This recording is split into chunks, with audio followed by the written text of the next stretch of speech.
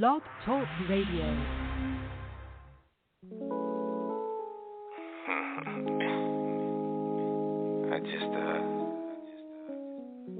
I ain't know what to say, but here I'll just say this. I'm gonna speak about how you make me feel.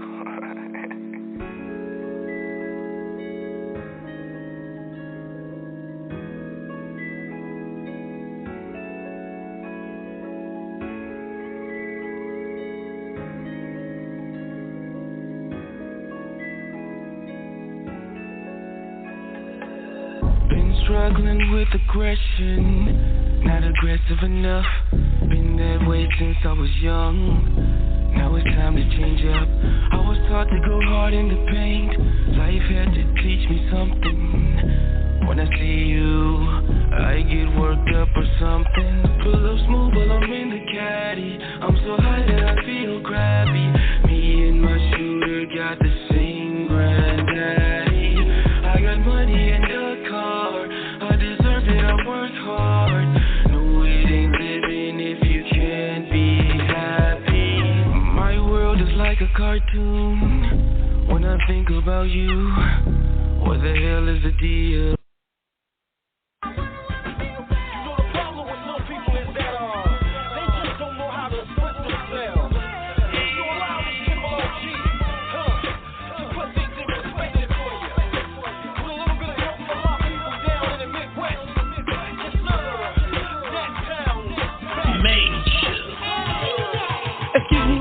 But I like to get to know you better. See, you kinda busy, so I guess I send a letter. If the letter don't work, then I guess I'll approach it. If you can't socialize, I guess I'll coach you. Cause Jimin is far from the average knucklehead. I don't wanna spend most of my time in bed, but in case I have to get hard, I get hard like lead. And the proof is in the pudding, that's what my mom said.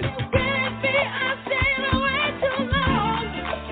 And as you did, Did I leave your mind when I was gone? We gon' get this right. I just wanna be. I just wanna be. Girl, I just wanna be.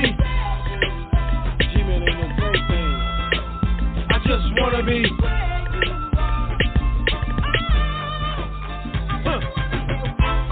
No matter what state, I put you in good hands just like Allstate.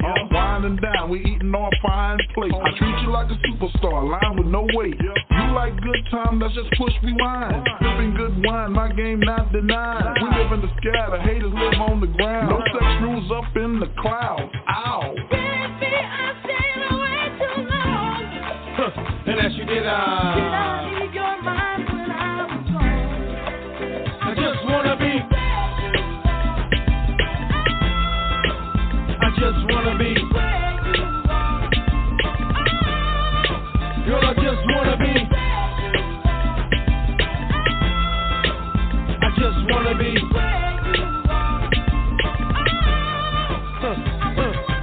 Sexy, you're so classy. Take me to my crib, get it nasty.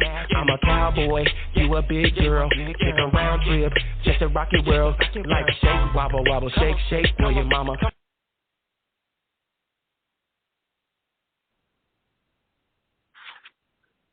Hello, you're listening to Show Talk with Angela Butler. Today to introduce Mr. John Eves. Mr. Eves? Yes. Hey, Angela, happy to be here with you today. I'm sorry about that. Mr. John Eves. Mr. Eves is well known in Atlanta, Georgia. He ran for mayor. He's also ran for representative there within Atlanta, Georgia, Fulton County. He's well known, and he also has a TV show, which I believe hasn't been too long started up. Am I correct, Mr. Eves? Right. We started up, we did a pilot back in February, and we're starting up officially this month here in April. All right. Okay. You were former chairman of Fulton County Board of Commissioners at Fulton County Government. Right. Yes, sir. You have a master's degree from Yale University. Yes. Yes, that's very impressive. Very impressive.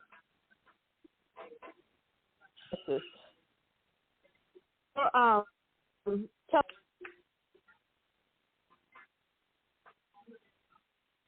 us about your television show, sir. Well, very excited. So you mentioned a little bit about my background. I'm a Morehouse graduate, but also I got a degree in religion, so I have a theological background, as well as you described, a pretty extensive political track record and involvement in Fulton County, Atlanta, Georgia. And so the marriage of those experiences have led to what I'm doing now. And so I have a TV show with the Atlanta Interfaith Broadcasting Network. It's a 50-year-old station, a local non-cable station. And I talk about community issues, but the common denominator is not only community issues, but we also explore issues of faith and hope, particularly among our political leaders and community leaders. So it's a unique program, and very happy that we had some good guests so far, and we're going to be rolling out some really interesting shows over the next several weeks and months. Yes, sir. All right. Are you still a member of the Jewish Democratic National Party? Well, it's the Democratic National Party. I am Jewish, but it's a Democratic National Party that I'm a part of. Yes, I read an article on you, and they were praising your name.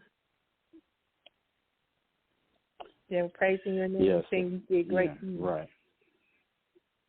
And they mentioned that you were Jewish. So right. I think it's wonderful the work you have did for Fulton County. Fulton County, Georgia. I do not live in Fulton County, Georgia, but I've heard a great deal about you from Pamela Baker, Dr. Baker, and she speaks highly of you and your family. Okay, great. Well, it's good to hear someone say something positive. Yes, sir.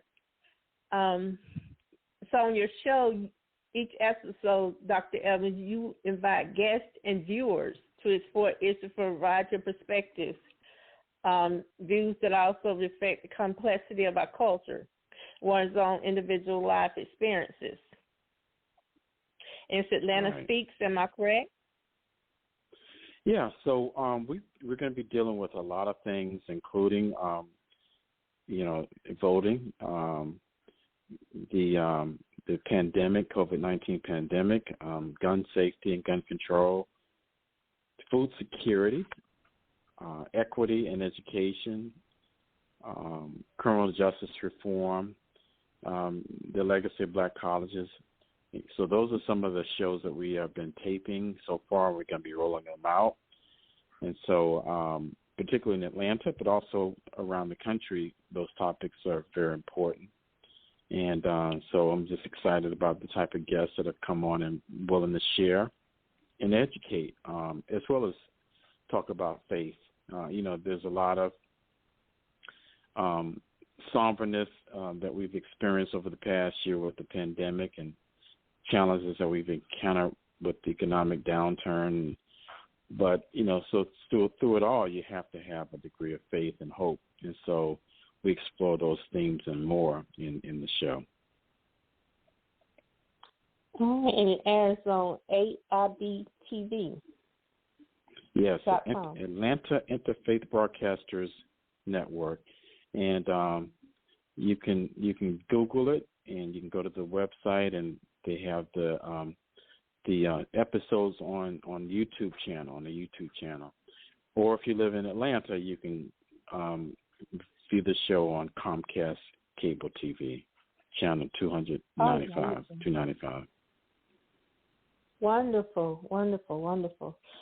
So, COVID-19, the pandemic, what are your views on it, and what do you feel more can be done for concerning your opinion? Get the vaccine. I mean, to me, the vaccine, whether it's Pfizer, Moderna, or Johnson & Johnson, just get the vaccine, because what they call the efficacy rate, meaning how effective the vaccine is, particularly for Pfizer and Moderna, is over 90%.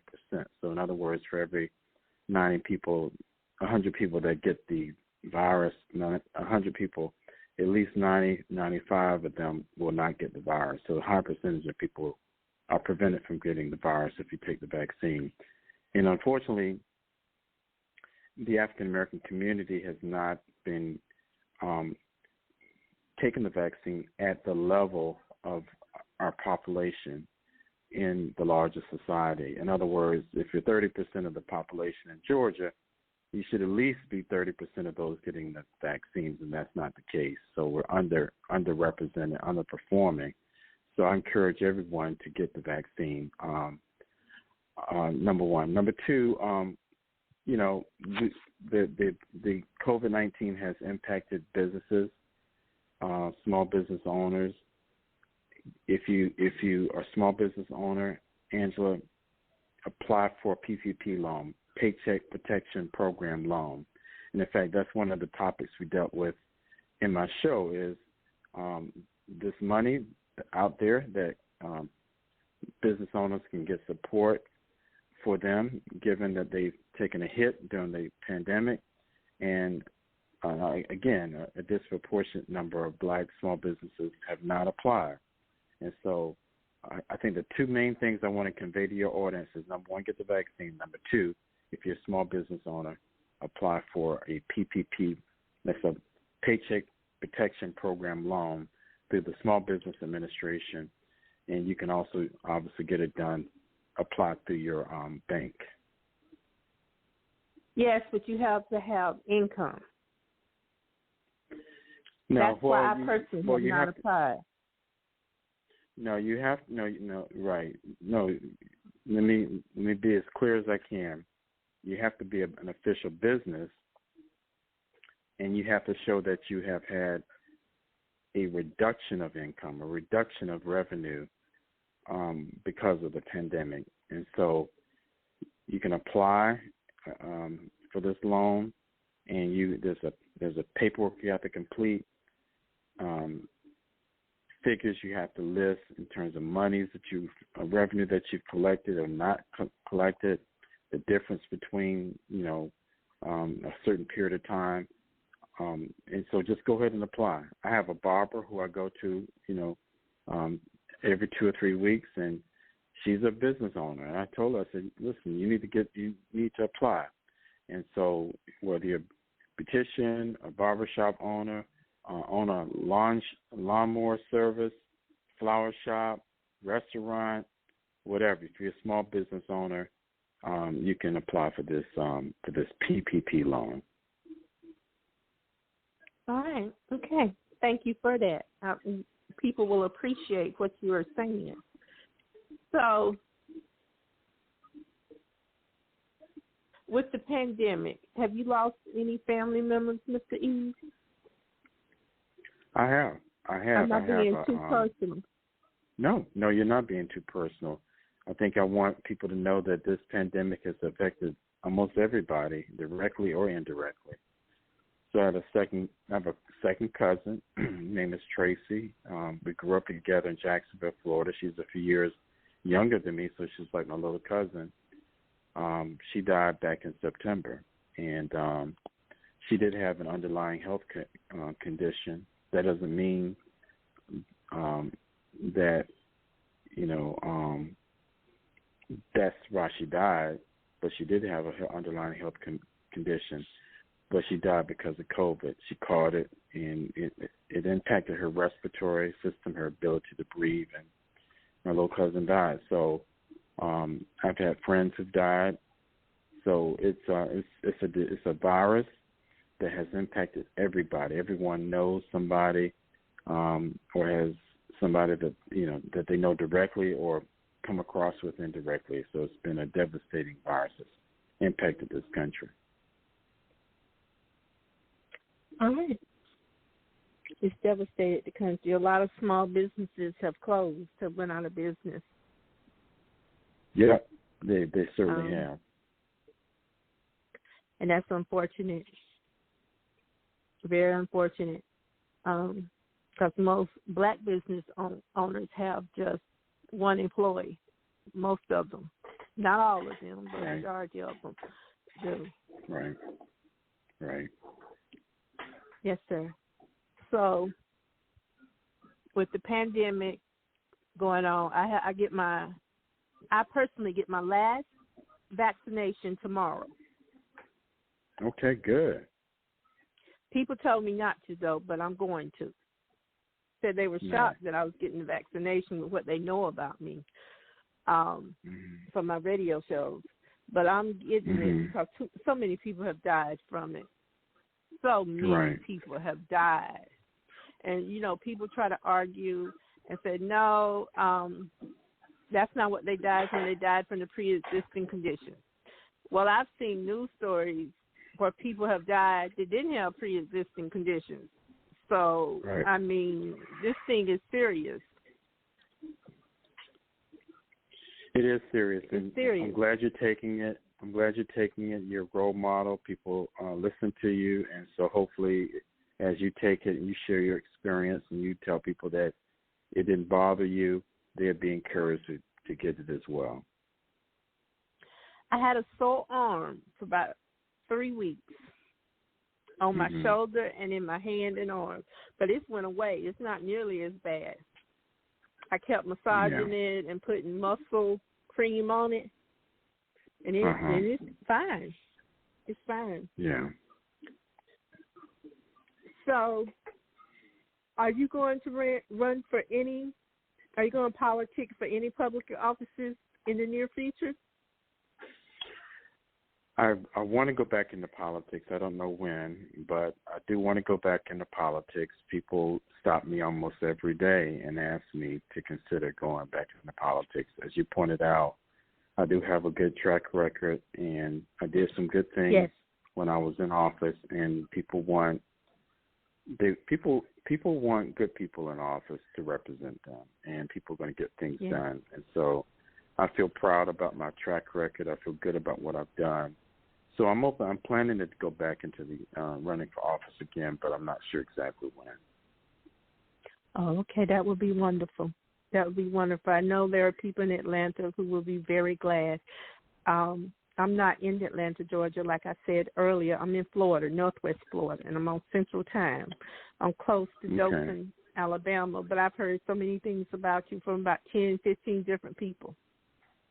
Okay. Dr. Baker is the main one that sings your praises. Well, thank you. You might be near my mother's hometown. Blountstown, Florida is near Marianna. And yes, I'm about 20 minutes from Marianna. Yeah. So I think that's Gaston County. So a county next to, not too far from Gaston County, is Calhoun County, and that's where my mother. Well, she was born in that county. I used to go visit that part of Florida several times a year. Yes, I'm in Washington County, Florida. Okay. We about 15, 20 minutes from Marianna, Florida, depending on if you take the interstate 77 or Highway 90. I-10. Yeah, I-10. Yeah, I-10 and Highway 90. Yeah. It goes to Jacksonville. Jacksonville's my Highway home. 90. Yes. Okay. So did you go to school in Jackson County? Were you educated there? No, I didn't. I grew up in Jacksonville, the northeast part of Florida, but I visited Calhoun. Visited my grandmother who lived in Calhoun County, and then Jackson County, as you pointed out, is a small town called Sneeds.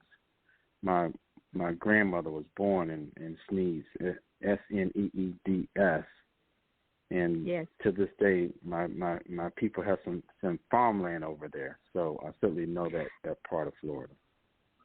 I know where Sneeds is. I've been there many times. Yes, sir. I know where Quincy, Florida is, Tallahassee, Florida, Blountstown, Marianna, Calhoun County. I know where Definiac Springs is. I know where Fort Walton Beach, Destin, Florida, Panama City Beach. Panama City. I have doctors in Panama City. So you ever visit now? In the present time? I have not. Yeah, so my grandmother passed away in 2005, so I haven't. I've been back to that area twice, maybe 3 times since then. But when she passed away, and then I had an aunt who lived in Blountstown. She passed away around 2008, about 2010. I just haven't gone back because I don't really have any family who lives in Blountstown anymore. But I do have family who live in Tallahassee, so I visited them about 3 years ago. Oh, okay. All right. So, if you were going to run for office, you said you possibly in the future want to get back into politics. What office would you run for? Are you not at liberty to say? Yeah, that's a good question. I mean, politics is about timing. When you decide to do something, the timing has to be right. And so I'm just really trying to evaluate when's the best time for me to do it, run for office. But I'm going to let you know when I run. Announce okay. That is. All right. Okay, that'll be good, Mr. Eves.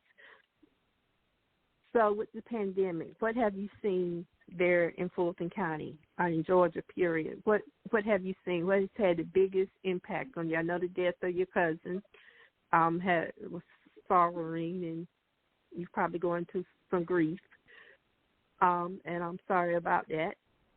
But what has impacted your area the most? Yeah, so... Is it the deaths? Is it the business loss? Yeah. Is it being kept inside? So you have, it's a good question.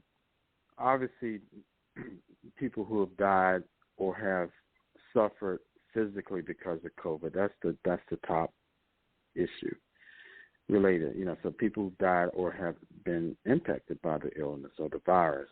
Then it's been the economic aspect, the businesses that have been closed, the businesses that have been hampered. That's so the economic piece. But I think the third thing that's been noticeable is some people have gotten depressed. So the people's mental well-being, as a result of not being able to interact. We're humans. We're social human beings. We know how to. We enjoy hugging and shaking hands and greeting and laughing with people. And I think that's been hard, especially for seniors. Seniors who are widowed may be living at home by themselves. I think that's been probably the least discussed is how the pandemic has impacted people's mental well-being.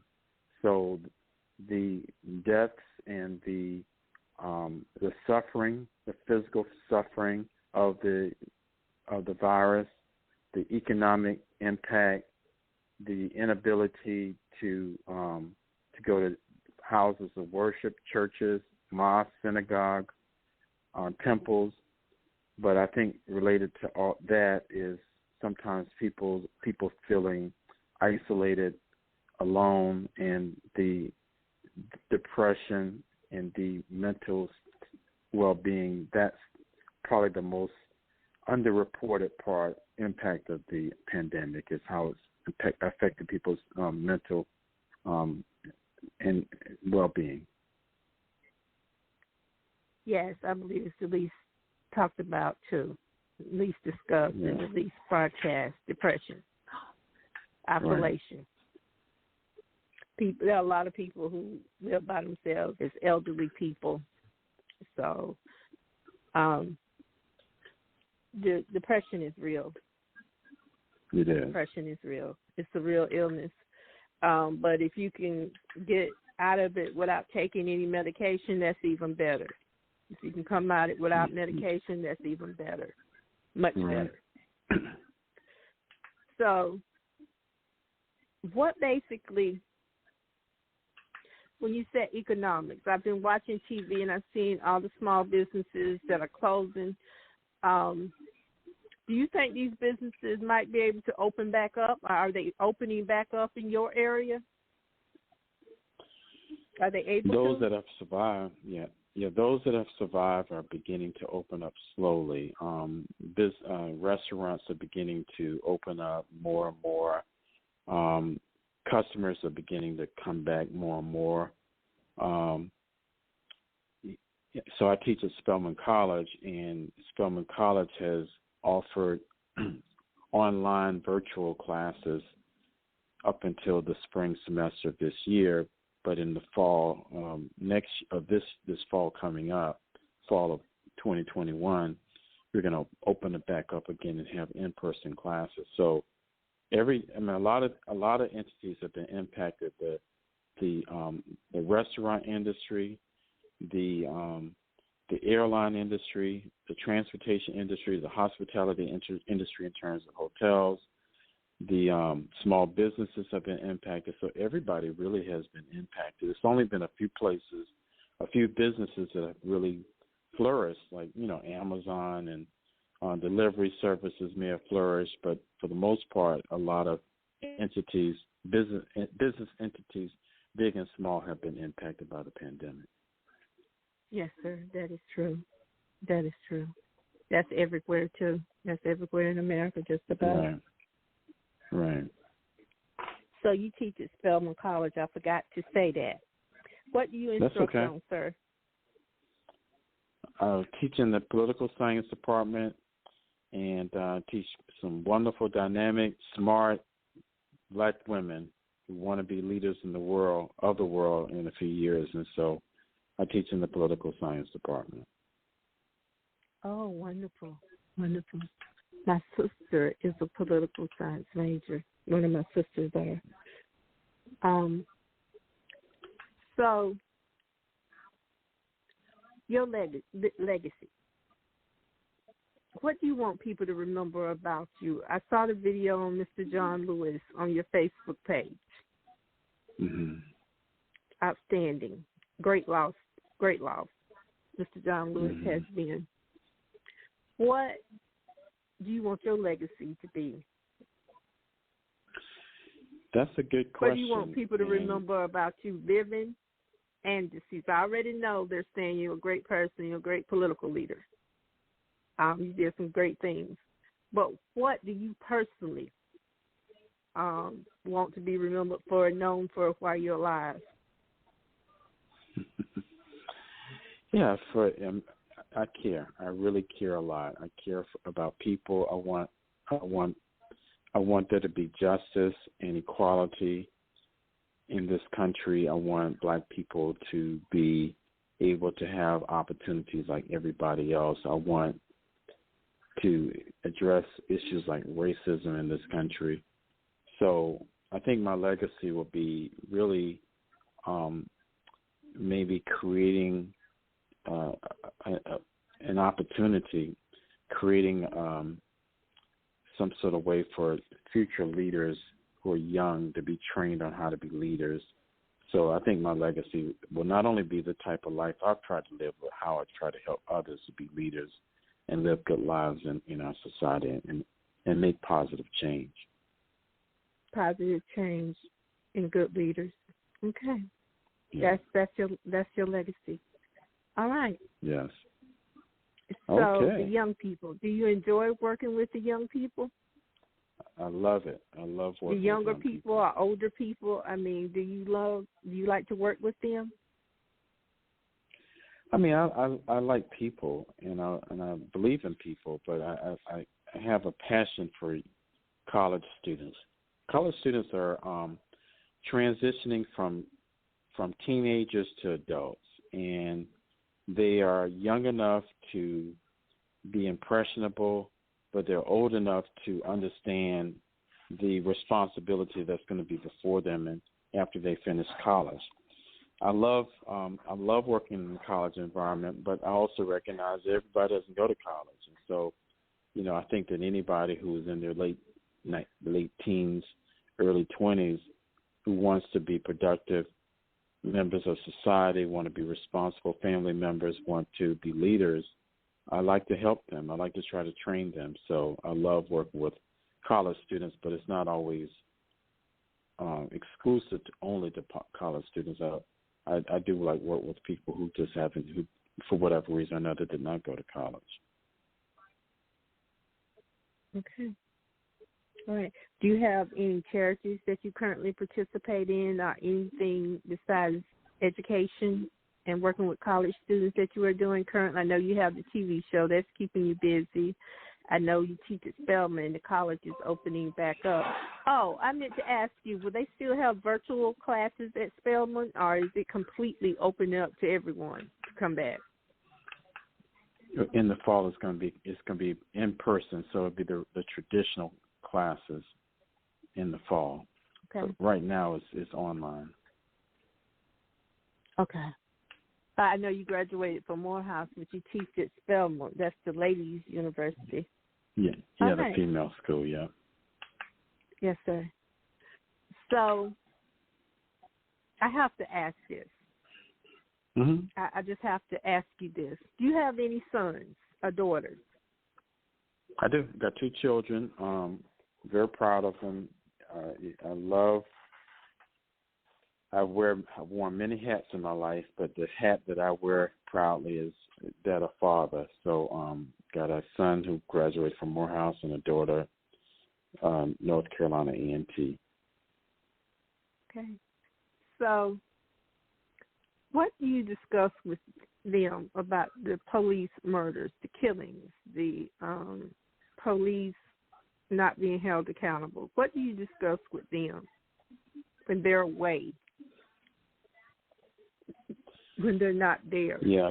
What do you talk to them about? I know they're adults probably, but what do you talk to them about? So that's a really good question. Now, I want people to understand what I'm about to say. I don't necessarily like. I feel that it's unfair. Burden is on black parents to tell their black boys and girls to behave a certain way when they interact with police. I really think that's unfair because white Americans don't have to do that. No, they don't, I think that I put my emphasis on, okay, what can we do to change the criminal justice system, advocate for police reform.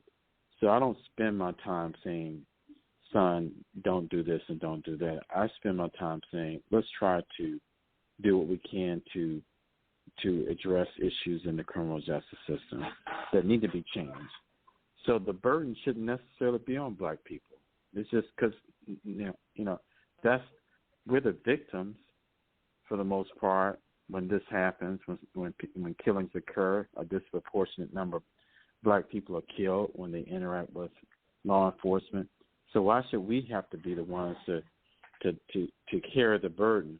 It should be police and elected officials that should be trying to come up with fair and unbiased, non-racial tactics. The burden should be on them, not on black people. Do you believe the John Lewis Voting Act will pass? With Mr. John Lewis, even though he's deceased, do you believe it will pass? Or has passed? Do you think the Senate will approve it? No. So it passed out of the House, and now it's in the Senate. I do believe it's going to pass. The sticking point right now is something called the filibuster. So right now there has to be 60 votes in the Senate to approve it, and 60 votes are not there. You do have a simple majority. You have 50 plus 1 Democrats plus the vice president who can vote if it's a simple vote. So they're going to have to change the filibuster rule, and I think that at some point they're going to change it because John Lewis voting bill, the George Ford police reform bill, some of them won't pass unless it becomes voting in the Senate where 50 plus 1 can approve the legislation. Right now, you need to have 60, and there are not 10 Republicans who are supporting these legislations. So I think that it will pass. That's wonderful. That's good news. That's great news. All right. So, okay. Mr. John Evans, thank you for coming on Show Talk with Angela Butler. And thank you for the good news. Thank you. It's always a pleasure talking to you and your listening audience. Okay. Yes, sir. All right, have a great day. You too. Okay, bye-bye. All right. Everyone, you just got through listening to Mr. John Evans. Mr. John Evans is always a great interview. He's well-spoken and on top of his game. So I thank you for listening to Show Talk with Angela Butler. I hope you enjoyed the interview. I'm going to submit it for everyone to hear in about the next 30 minutes. Thank you for listening to Show Talk with Angela Butler.